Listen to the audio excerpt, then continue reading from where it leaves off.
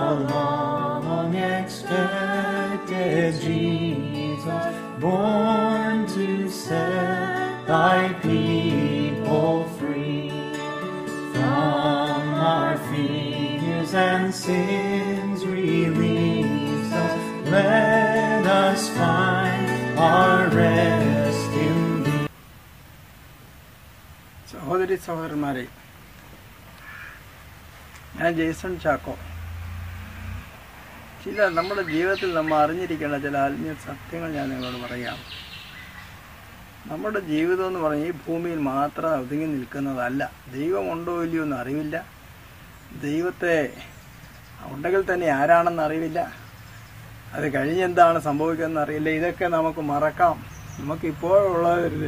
ഇപ്പോൾ തിന്നാം, കുടിക്കാം, ആനന്ദിക്കാമെന്ന് പറയുന്ന ഒരു പൊതുവായ മനുഷ്യന്റെ സ്വഭാവം, അത് അവനെ അന്നേക്കുമായ തീ നരകത്തിലേക്ക് എത്തിക്കുന്നതാണ്. ചിന്തിക്കുക, നമ്മുടെ ജീവിതം, നമ്മൾ ഈ ഭൂമിയിലെ ജീവിതം എന്ന് പറയുന്നത് ഒരു വളരെ ചെറിയ പരിമിതമായ ഒന്ന് മാത്രമാണ്. നമ്മുടെ ജീവിതം അത് അവിടെ ആരംഭം കുറിക്കുന്നുവെന്ന് മാത്രമേ ഉള്ളൂ. എന്നാൽ അതിനെ തുടർന്ന് നാം എന്ന് പറയുന്നത് ശരീരമല്ലല്ലോ, നമ്മുടെ ഉള്ളിലെ ആ വ്യക്തി, ആ ആത്മാവ് നിത്യമായി ജീവിക്കുന്നതാണ്. എന്ന് പറഞ്ഞാൽ ഈ ശരീരം വിട്ടിട്ട് നമ്മളാകുന്ന വ്യക്തി യഥാർത്ഥമായ ജീവിതം പിന്നീടാണ് ആരംഭിക്കുന്നത്. അതാണ് സത്യം. പിന്നീടാണ് നമ്മുടെ യഥാർത്ഥ ജീവിതം ആരംഭിക്കുന്നത്. പക്ഷെ അത് ഈ ഭൂമിയിലെ ജീവിതത്തെ ശരീരത്തിൽ ഇരിക്കുമ്പോൾ ചെയ്തതിനെ അടിസ്ഥാനമാക്കിയാണ് എന്നേക്കുമായ ജീവിതത്തിന്റെ അടിസ്ഥാനം ഈ ഭൂമിയിലെ ജീവിതമാണ്. എന്ന് പറഞ്ഞാൽ നാം എന്നേക്കും എന്ന് പറഞ്ഞാൽ 100 കൊല്ലം കഴിഞ്ഞ, 1000 കൊല്ലം കഴിഞ്ഞ്, 10,000 കൊല്ലം കഴിഞ്ഞ്, 1,00,000 കൊല്ലം കഴിഞ്ഞ്, 1 കോടി വർഷങ്ങൾ കഴിഞ്ഞ്, കോടാനുകോടി വർഷങ്ങൾ കഴിഞ്ഞ്, അകരണമില്ലാതെ എന്നേക്ക് നാം എവിടെ ആയിരിക്കുന്നു തീരുമാനിക്കപ്പെടുന്നത് ഈ ജീവിതത്തിന്റെ അടിസ്ഥാനത്തിലാണ്. നിങ്ങൾ നിത്യമായ സ്വർഗീയ ആനന്ദത്തിലേക്കാണെങ്കിലോ പ്രവേശിക്കുന്നതെങ്കിൽ, നിങ്ങൾ നിത്യമായ സ്വർഗീയ ജീവിതം ഈ ഭൂമിയിൽ വെച്ച് ദൈവത്തെയുമായിട്ടുണ്ടാക്കിയ ഒരു ബന്ധത്തിന്റെ അടിസ്ഥാനത്തിൽ മാത്രമേ നമുക്ക് നിത്യമായ സ്വർഗീയ ആനന്ദത്തിലേക്ക്, യഥാർത്ഥമായ ജീവിതത്തിലേക്ക് പ്രവേശിക്കാൻ കഴിയുള്ളൂ. ഇത് മാത്രമേ ഉള്ളൂ എന്ന് ബുദ്ധിഹീനനായി ചിന്തിച്ച് നിത്യമായ ജീവിതം തച്ചുടച്ച് കളയണം. അപ്പോൾ നിത്യമായ ജീവിതം എന്ന് പറയുന്നത് ദൈവത്തോടുകൂടി എന്നേക്കും സന്തോഷം അനുഭവിക്കുവാനായിട്ട്, ആനന്ദം അനുഭവിക്കുവാനായിട്ട്, എല്ലാ പ്രമോദങ്ങളും അനുഭവിക്കുവാനായിട്ട് ആണ് ദൈവം മനുഷ്യനെ സൃഷ്ടിച്ചത്. എന്നാൽ ദൈവത്തിന്റെ ദൂതന്മാരിൽ ഒരുവനായിരുന്ന ലൂസിഫർ ദൈവത്തിനെതിരെ മത്സരിച്ച് പിശാചായെ അധപ്പതിച്ച് ദൈവത്തിന്റെ സൃഷ്ടികളായ മക്കളായ മനുഷ്യനെ നശിപ്പിക്കുവാനായി, അവനെ വഞ്ചിക്കുവാനായി, അവനെ എന്നേക്കുമായി പിശാചിനോടുകൂടെ ഈ നരകത്തിൽ പീഡിപ്പിക്കുവാനായി മനുഷ്യനെ പാപത്തിലേക്ക് വഞ്ചിച്ചുകൊണ്ടിരിക്കുകയാണ്. ഒരു കാര്യം സത്യമാണ്, പാപം നിങ്ങളെ നരകത്തിലെത്തിക്കും.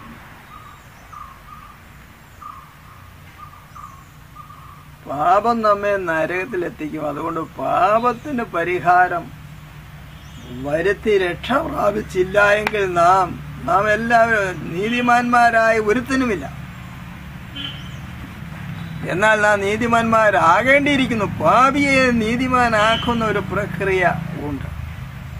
പാപിയെ രക്ഷിച്ച് അവനെ ദൈവപുത്രരും നീതിമാന്മാരുമാക്കുന്ന ഏക രക്ഷകൻ യേശുക്രിസ്തുവാണ്. ഹല്ലേലൂയ, ഹല്ലേലൂയ. അത് ഹല്ലേലൂയ ഒരു ആയുസ് മുഴുവൻ പള്ളിയിൽ പോകുന്ന കേസ് ആ കാര്യമല്ല. ഒരായുസ് മുഴുവൻ പള്ളിയിൽ എന്തോ എന്നറിയാതെ, ആരെന്നറിയാതെ, ദൈവം ആരെന്നറിയാതെ പള്ളിയിൽ പോയി എന്തോ കാണിച്ച് തോന്നിവാസം ജീവിക്കുന്ന ഒരു കേസല്ല. എന്നാൽ അത് യഥാർത്ഥ ദൈവത്താകുന്ന ക്രിസ്തുവിനെ സത്യത്തിലും ആത്മാവിലും ആരാധിക്കുവാനായിട്ട് ക്രിസ്തുവുമായ ഒരു ജീവബന്ധം, ഒരു വ്യക്തിപരമായ ബന്ധത്തിലേക്ക് വരികയും ആ ക്രിസ്തുവിനെ വേണ്ടി ജീവിക്കുകയും ചെയ്യുന്ന ഈ ഭൂമിയിൽ നിത്യതയെ സംബന്ധിച്ചൊരു വ്യക്തത നമുക്കുണ്ടാകും. ദൈവത്തെ സംബന്ധിച്ച് നമുക്ക് വ്യക്തത ഉണ്ടാകും.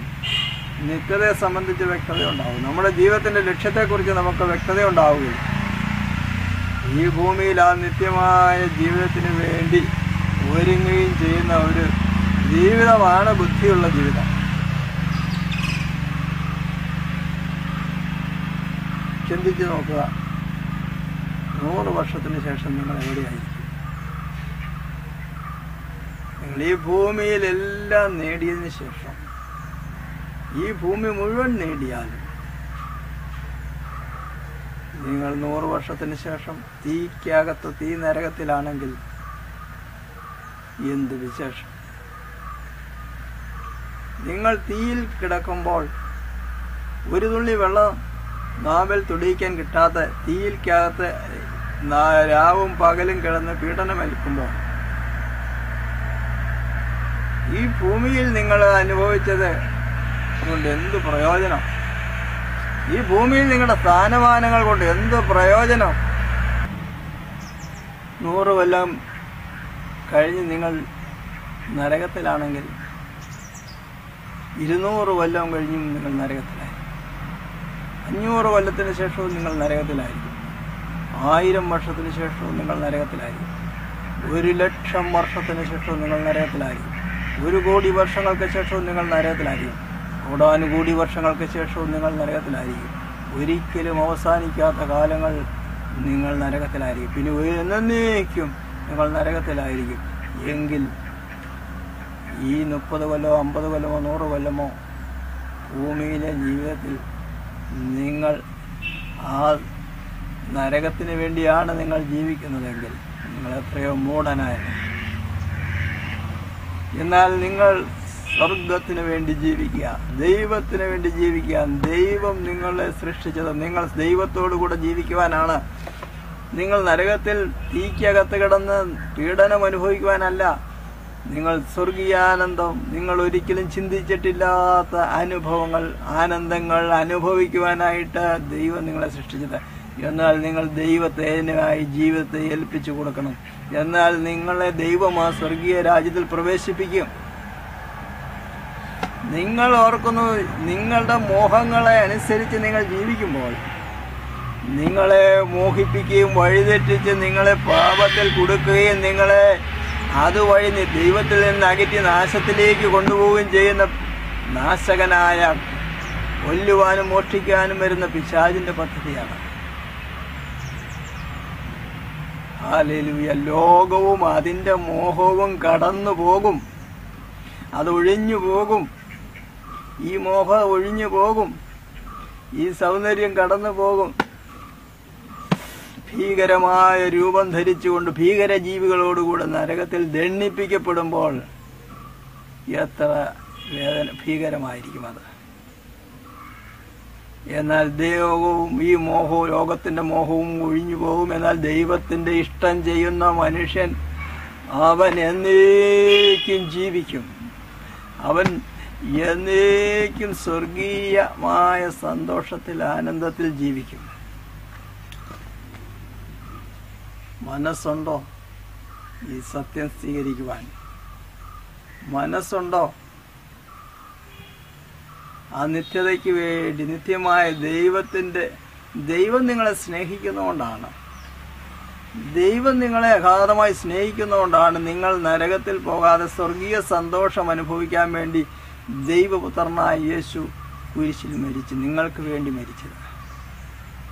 ദൈവപുത്രൻ സ്വന്തം ശരീരത്തിൽ നിങ്ങൾക്ക് വേണ്ടി മരണം വഹിച്ചുവെങ്കിൽ വേറൊന്നിനും വേണ്ടിയല്ല, ദൈവം നിങ്ങളെ രക്ഷിക്കുവാൻ വേണ്ടിയാണ്. എന്നാൽ ആ പുത്രനെ നിങ്ങൾക്ക് സ്വീകരിച്ച് ആ പുത്രന്റെ ഇഷ്ടത്തിനായി ജീവിക്കുവാൻ നിങ്ങൾക്ക് മനസ്സില്ല എങ്കിൽ നിങ്ങൾ ദൈവപുത്രൻ നിങ്ങൾക്ക് എന്തിനു വേണ്ടി മരിച്ചുവോ അത് നിങ്ങളുടെ ജീവിതത്തിൽ അതിൻ്റെ പ്രയോജനം അനുഭവിക്കുവാൻ നിങ്ങൾ സന്നദ്ധനല്ല എങ്കിൽ നിങ്ങൾ നശിച്ചു പോവുകയല്ലാതെ വേറെ പോംവഴിയൊന്നുമില്ല. എന്നാൽ ദൈവപുത്രനായ യേശു നമുക്ക് വേണ്ടി മരിച്ചത് നമ്മുടെ പാവങ്ങൾ നീക്കി നമ്മെ നീതീകരിച്ച് നമ്മെ വിശുദ്ധീകരിച്ച് ദൈവപുത്രരാക്കി ദൈവത്തോടുകൂടെ എന്നേക്കും സ്വർഗീയ ആനന്ദത്തിൽ ജീവിക്കേണ്ടതിനായിട്ടാണ്. ചോദ്യം ഇതാണ്, നിങ്ങളെ സ്നേഹിച്ച് നിങ്ങളെ രക്ഷിക്കുവാനായിട്ട് കാൽവരി കുരിശിൽ മരിച്ച യേശുവിൽ വിശ്വസിച്ച് യേശുവിനെ ജീവിതത്തിലേക്ക് സ്വീകരിച്ച് യേശുവിനെ നിങ്ങളെക്കുറിച്ചുള്ള പദ്ധതി പ്രകാരം ജീവിതത്തെ വിട്ടുകൊടുത്ത് ആ നിത്യമായ സന്തോഷത്തിലേക്ക് പ്രവേശിക്കുമോ? കർത്താവ് പറയുന്നു, എനിക്ക് നിങ്ങളെക്കുറിച്ചൊരു പദ്ധതിയുണ്ട്.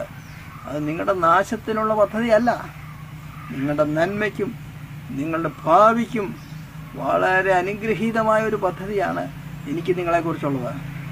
എന്നാൽ ദൈവത്തിൻ്റെ നിങ്ങളെ അനുഗ്രഹിക്കുവാനുള്ള ദൈവത്തിൻ്റെ പദ്ധതി പൂർത്തിയാകണമെങ്കിൽ നിങ്ങൾ സമ്മതിച്ചു കൊടുക്കണം, നിങ്ങൾ ഏൽപ്പിച്ചു കൊടുക്കണം, നിങ്ങൾ വിട്ടുകൊടുക്കണം.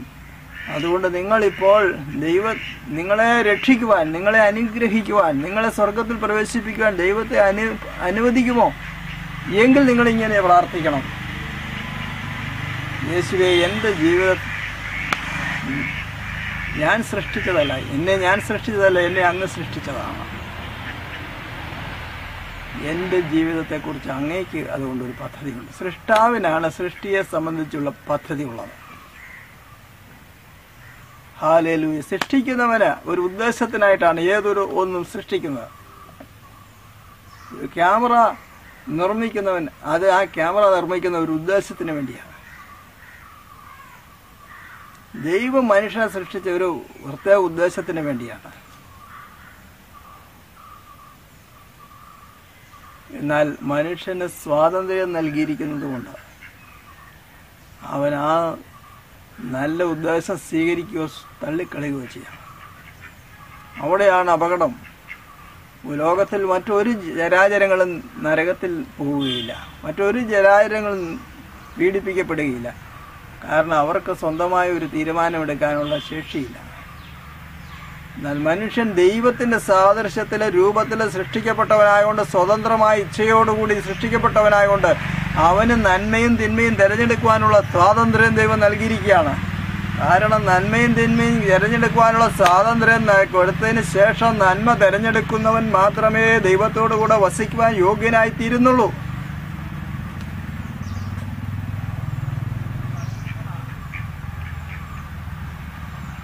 എന്നാൽ നിങ്ങൾക്ക് ദൈവം നൽകിയിരിക്കുന്ന ഈ സ്വാതന്ത്ര്യം നിങ്ങളുടെ നാശത്തിനായിട്ട് നിങ്ങൾ തിരഞ്ഞെടുക്കരുത്.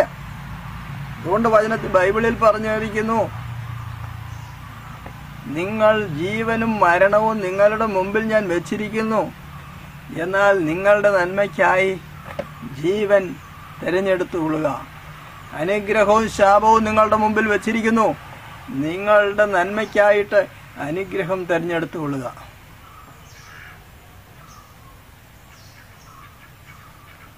നിങ്ങളുടെ ജീവിതം നിത്യമായ കോടാനുകൂടി വർഷങ്ങൾ ദൈവത്തോടു കൂടി ആനന്ദിക്കുവാൻ, നിങ്ങളുടെ ജീവിതത്തെ വിട്ടുകൊടുക്കുവാൻ മനസ്സുണ്ടോ? അതോ വരുന്നിടത്ത് വെച്ച് കാണാമെന്ന് പറഞ്ഞ് തോന്നിയതുപോലെ ജീവിച്ച് തീയിലേക്ക് പോകുവാനാണോ നിങ്ങളുടെ വിധി? നിങ്ങളുടെ വിധിയെ മാറ്റി എഴുതണമെങ്കിൽ നിങ്ങളുടെ ജീവിതം യേശുവിനായി വിട്ടുകൊടുക്കണം. ഹല്ലേലൂയ, ഹല്ലേലൂയ, ഹല്ലേലൂയ, ഹല്ലേലൂയ. ഇന്ന് നിങ്ങളുടെ ദൈവത്തോട് നിങ്ങളെടുക്കുന്ന ഈ തീരുമാനത്തെ അടിസ്ഥാനമാക്കിയിരിക്കും നിങ്ങളുടെ ഭാവി മുഴുവൻ. ഈ ഭൂമിയിലെ ജീവിതം പോലും അതിനെ അടിസ്ഥാനമാക്കിയാണ് ഇരിക്കുന്നത്. കർത്താവ് പറഞ്ഞു, ഫലം കായ്ക്കാത്ത വൃക്ഷമെല്ലാം വെട്ടി തീയിലിടും. മനുഷ്യനെ സൃഷ്ടിച്ചത് ഒരു ഉദ്ദേശത്തിനായിട്ടാണ്. നിങ്ങളെ സൃഷ്ടിച്ച ദൈവത്തിന്റെ ഒരു ഏറ്റവും മഹനീയമായ ഉദ്ദേശത്തിനായിട്ടാണ്. എന്നാൽ ആ ഉദ്ദേശം നിങ്ങളുടെ ഈ ജീവിതത്തിൽ സാധിക്കുന്നില്ല എന്ന് കണ്ടാൽ വെട്ടിക്കളയും. എന്ന് പറഞ്ഞാൽ ഈ ഭൂമിയിലെ ജീവിതം തന്നെ ഇടയ്ക്ക് വെച്ച് ദൈവം അവസാനിപ്പിക്കുന്നത്. ഈ ഭൂമിയിലെ ജീവിതത്തിൽ ഇവിടെ ആനന്ദിക്കാമെന്ന് നിങ്ങൾ വിചാരിച്ചാൽ ഇവിടെ പോലും ആനന്ദിക്കാനായിട്ട് ഇട കിട്ടുകയില്ലെന്ന് ചുരുക്കം. ഇവിടെയും അവിടെയും ആനന്ദിക്കാനുള്ള വഴിയാണ് ദൈവം പറഞ്ഞു തരുന്നത്. ഹല്ലേലൂയ. നിത്യാനന്ദത്തിന്റെ വഴിയാണ് ദൈവം പറഞ്ഞു തരുന്നത്. അത് സ്വീകരിക്കാൻ മനസ്സുണ്ടെങ്കിൽ ഇപ്പോൾ യേശുവുമായി ഒരു ഉടമ്പടി ജീവൻ തയ്യാറാകുക. നിങ്ങൾ ഒരു സത്യം നിങ്ങൾക്ക് തന്നെ ഉള്ളിൽ അറിയാവുന്നതാണ്. നിങ്ങൾക്ക് ഈ മനുഷ്യ ജീവിതത്തെ സംബന്ധിച്ചുള്ള യഥാർത്ഥം അറിയില്ല. നിങ്ങൾക്ക് പല കാര്യത്തെക്കുറിച്ച് അറിയാമെങ്കിലും മനുഷ്യന്റെ ജീവിതത്തെ സംബന്ധിച്ചോ പ്രപഞ്ചത്തെ സംബന്ധിച്ചോ ദൈവത്തെ സംബന്ധിച്ചോ അടിസ്ഥാന സത്യങ്ങൾ നിങ്ങൾ ഗ്രഹിച്ചിട്ടില്ല. അപ്പോൾ ആ സത്യങ്ങൾ എന്താണെന്ന് ഗ്രഹിക്കുവാനായിട്ട് ഒരു ശിശുവിനെ പോലെ ദൈവരാജ്യത്തെ ഉൾക്കൊള്ളുവാൻ നിങ്ങൾ ഇപ്പോൾ തയ്യാറാകുമോ? നിങ്ങൾക്ക് അറിവില്ലാത്ത കാര്യം അറിവില്ല എന്ന് ദൈവത്തോട് സമ്മതിക്കാമോ? സമ്മതിച്ചുകൊണ്ട് യേശുവേ എനിക്കറിവില്ല, എന്നാൽ എൻ്റെ ജീവിതത്തെക്കുറിച്ചൊരു പദ്ധതി അങ്ങേക്കുണ്ടെന്ന് ഞാൻ മനസ്സിലാക്കുന്നു. എൻ്റെ ജീവിതം ഞാൻ തന്നെ ജീവിച്ചാൽ അതിനെ ഞാൻ നശിപ്പിച്ചു കളയും. എൻ്റെ ജീവിതത്തെ ഞാൻ തന്നെ നയിച്ചാൽ അതിനെ ഞാൻ തച്ചുടച്ച് കളയും. എൻ്റെ ജീവിതത്തെ ഞാൻ കളഞ്ഞു കുളിക്കും. അതുകൊണ്ട് എൻ്റെ ജീവിതം നശിച്ചു പോയാൽ ഞാൻ എന്നേക്കുമായി തീ നരകത്തിൽ പതിക്കും. അതുകൊണ്ട് യേശുവേ എൻ്റെ ജീവിതത്തെ ഏറ്റെടുക്കണമേ. അങ്ങയുടെ പദ്ധതി പ്രകാരം എന്നെ മെനയണമേ. എന്നെ ഇതാ എൻ്റെ ജീവിതത്തിലേക്ക് അങ്ങേ സ്വീകരിക്കുന്നു. എൻ്റെ ജീവിതത്തിൻ്റെ കർത്താവായി, എൻ്റെ നായകനായി, എൻ്റെ നടത്തിപ്പുകാരനായി, എൻ്റെ ദൈവമായി അങ്ങ് എൻ്റെ ഉള്ളിലേക്ക് വരണമേ. എൻ്റെ ജീവിതത്തെ വാർത്തെടുക്കണമേ. അങ്ങയുടെ പദ്ധതി പ്രകാരം എന്നെ മെനയണമേ, രൂപപ്പെടുത്തണമേ, വാർത്തെടുക്കണമേ. ഈ ഭൂമിയിൽ സന്തോഷവും സമാധാനവും അനുഭവിച്ച് അങ്ങയുടെ പദ്ധതി പ്രകാരം ജീവിക്കുവാനും അങ്ങയുടെ പദ്ധതി എന്തെന്ന് തിരിച്ചറിയുവാനും നിത്യതയിൽ സ്വർഗത്തിൽ അങ്ങയോടുകൂടെ കോടാനുകോടി യുഗങ്ങൾ അവസാനമില്ലാത്ത യുഗങ്ങൾ വാഴുവാനും എന്നെ ഇതാ അങ്ങേക്ക് ഏൽപ്പിച്ചു തരുന്നു. എൻ്റെ ജീവിതത്തെ അങ്ങയുടെ മകനാക്കി എന്നെ തീർത്ത് നിത്യത മുഴുവൻ അങ്ങയോടുകൂടെ വസിക്കുവാൻ എന്നെ യോഗ്യരാക്കണമേ. അല്ലെ, നിങ്ങൾ അങ്ങനെ പ്രാർത്ഥിക്കുന്നുവെങ്കിൽ നിങ്ങൾ ബുദ്ധിയുള്ള ഒരു മനുഷ്യനാണ്. നിങ്ങളിങ്ങനെ പ്രാർത്ഥിക്കുന്നത് ഞങ്ങൾക്ക് വേറെ ആർക്കും വേണ്ടിയല്ല, നിങ്ങളുടെ നിത്യമായ നന്മയ്ക്ക് വേണ്ടിയാണ്. നിങ്ങളുടെ ജീവിതത്തിൽ എടുത്തതിൽ ഏറ്റവും ബുദ്ധിപരവും ഏറ്റവും ഭാഗ്യകരവുമായ ഒരു പ്രാർത്ഥനയായിരിക്കും അത്, ഒരു തീരുമാനമായിരിക്കും ഇത്. ഈ വചനങ്ങൾ കേട്ടപ്പോൾ ഇതിനെ സ്വീകരിക്കുവാൻ, ഈ സത്യത്തെ സ്വീകരിക്കുവാനായിട്ട് നിങ്ങളുടെ ഉള്ളിൽ വന്ന ആഗ്രഹത്തെ അനുസരിച്ച് നിങ്ങൾ ഈ സത്യത്തെ സ്വീകരിക്കുവാൻ നിങ്ങളോട് ബുദ്ധി ഉപദേശിക്കുകയാണ്. കാരണം ഈ സത്യം കേട്ടിട്ട് വീണ്ടും അതിനെ തള്ളിക്കളഞ്ഞാൽ ഇനി ഒരു അവസരം നിങ്ങൾക്ക് ലഭിച്ചില്ല എന്ന് വന്നേക്കാം. പിന്നീട് ഒരു പുനർവിചിന്തനത്തിന് അവസരം ലഭിച്ചില്ല എന്ന് വന്നേക്കാം. ഈ എന്നേക്കുമായി അഗാധ നരകത്തിൽ നിങ്ങൾ പതിച്ചു എന്ന് വന്നേക്കാം. എന്നാൽ അവിടെ വെച്ച് പിന്നീട് മോക്ഷത്തിനായി, രക്ഷയ്ക്കായി ഒരു മാർഗവുമില്ല. അവിടെ എത്ര വിലപിച്ചാലും എത്ര കരഞ്ഞാലും എത്ര അനുഭവിക്കാമെന്ന് വെച്ചാലും രക്ഷയില്ല എന്ന് അറിഞ്ഞുകൊള്ളുക. ഇപ്പോഴാവുന്ന രക്ഷയുടെ ദിവസം, ഇപ്പോഴാവുന്ന സുപ്രസാദകാലം, ഇന്നാണ് രക്ഷയുടെ ദിവസം. ഇന്നും ഉള്ളിൽ ബോധം വന്നിട്ടും മാറ്റിവെച്ചാൽ നിങ്ങൾക്ക് നാളെ അവസരം കിട്ടിയെന്ന് വരികയില്ല. അതുകൊണ്ട് ഇന്ന് ഈ രക്ഷയുടെ ദിവസത്തിൽ ആ ക്രിസ്തുവിനെ സ്വീകരിക്കുക. നിങ്ങളുടെ നിത്യത ഉറപ്പാക്കുക, സത്യത്തിനായി ജീവിക്കുക. നീ കർത്താവായ യേശുവിൽ വിശ്വസിക്കുക, എന്നാൽ നീയും നിന്റെ കുടുംബവും രക്ഷ പ്രാപിക്കുമെന്നുള്ള വചനപ്രകാരം രക്ഷയ്ക്കായി നിങ്ങളുടെ ജീവിതത്തെ ഏൽപ്പിക്കുക, ക്രിസ്തുവിനായി ഏൽപ്പിക്കുക. ദൈവം നിങ്ങളെ അനുഗ്രഹിക്കട്ടെ. ആമേൻ.